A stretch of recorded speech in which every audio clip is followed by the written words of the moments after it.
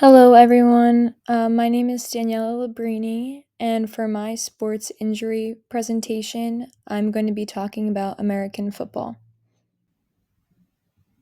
Football is a high impact, fast paced sport that combines strength, speed, and strategy, which makes it one of the most physically demanding games to play.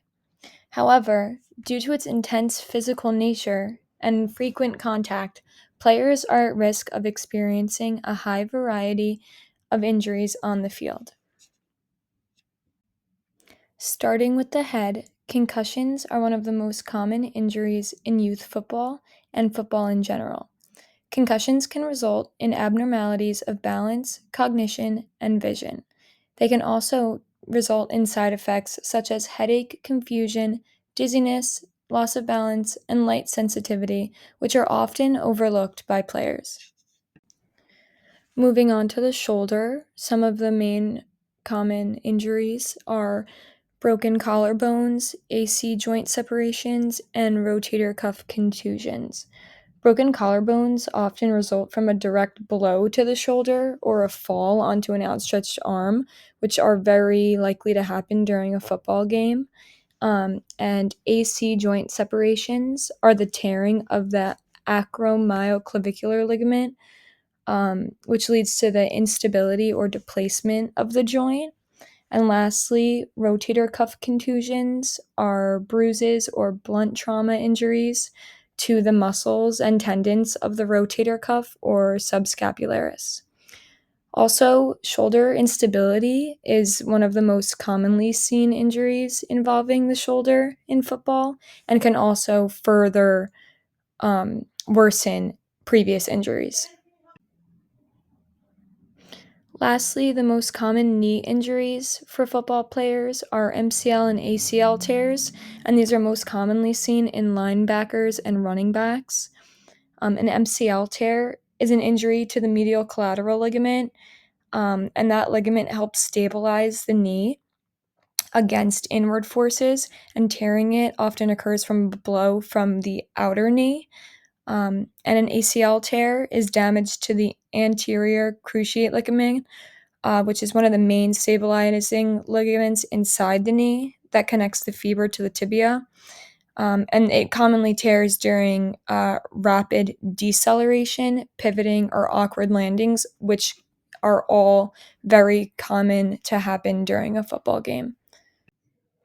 Although we just discussed a lot of injuries that football players face during their careers, safety equipment is used on the field to prevent these injuries. One of the most well known pieces of equipment for a football player, in my opinion, are all of their padding, which not only absorbs impact during tackles and all of the hard surfaces that these players land on, but they protect the lower body from bruises, muscle contusions, or bone injuries, and the shoulder pads protect from the shoulders, the chest, the upper back, and help to prevent all of those AC joint sprains, collarbone fractures, and bruising from all of the tackling. Another piece of safety equipment, which I believe is optional, are gloves, which can help to improve the grip of the players, but it also can protect their fingers and hands from jams during all of their movements and throws, and fractures, and even turf burns, which are overlooked, I believe, by a lot of players. And lastly, we have the helmet, which is probably the most important piece of equipment for football, since the helmet provides padding and a hard exterior to protect the player's head from injury during those tackles or, being thrown onto the floor. And on a lot of helmets, there is a face mask, which protects their eyes and face. And a lot of the times, there is a attached mouth guard on the helmet, which can protect your teeth while playing football. Besides safety equipment, there is coaching and training techniques that you can put in place to further prevent injuries in football. Increasing your strength and conditioning training can strengthen your core, neck, and lower body, which can help you absorb contact from all of those tackles and hard hits and prevent injuries in the future. This can also better your joint stabilization and your muscle balance. Dynamic and static stretching routines can also help by improving your range of motion, reducing muscle stiffness, and decreasing strain of previous injuries.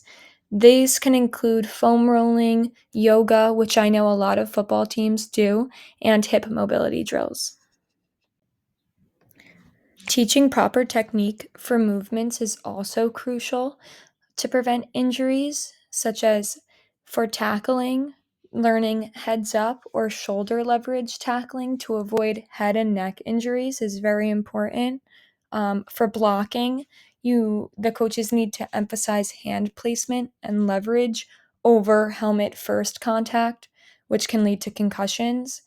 And falling and landing is very important that you know how to do that without bracing, because that can further previous injuries or result in new injuries like a MCL tear or a collarbone break.